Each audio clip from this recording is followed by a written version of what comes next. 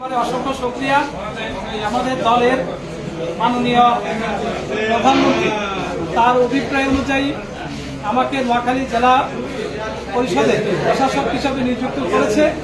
আমি প্রথমে মহান আল্লাহ দরবারে শুকরিয়া আদায় করছি, কৃতজ্ঞতা জ্ঞাপন করছি মাননীয় প্রধানমন্ত্রীর প্রতি, যিনি আমি তৃণমূল থেকে উঠে আসা একজন রাজনৈতিক কর্মী।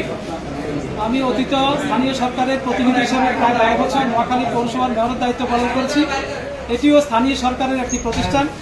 আমি আশা করি আমাদের দলের মাননীয় ভারপ্রাপ্ত চেয়ারম্যান দেশের কল্যাণে, জনকল্যাণে, মানুষের ভাগ্য উন্নয়নে, অবকাঠামো উন্নয়নে তিনি জনগণের কাছে দেওয়া যে প্রতিশ্রুতি, সেই প্রতিশ্রুতিগুলো যেন আমরা প্রতিফলন করতে পারি, এটাই আমাদের জন্য আগামী দিনের আমাদের রুটিন কাজ। এবং আমরা এই জেলা পরিষদ, আপনারা জানেন এটি একটি অনেক বড় প্রতিষ্ঠান স্থানীয় সরকারের।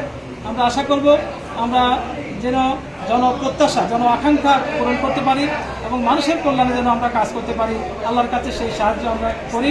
আমাদের এই অঞ্চলের মাননীয় সংসদ সদস্য তিনিও আমাকে আশ্বস্ত করেছেন এই জেলা পরিষদ পরিচালনার ক্ষেত্রে, প্রশাসকের পদটি পরিচালনার ক্ষেত্রে তিনি আমাকে সম্পূর্ণ সহায়তা দিবেন এবং কেন্দ্রীয় সরকারও ইনশাআল্লাহ মাননীয় প্রধানমন্ত্রী তারেক রহমানের নেতৃত্বে কেন্দ্রীয় সরকারের আমরা সহযোগিতা পাবো।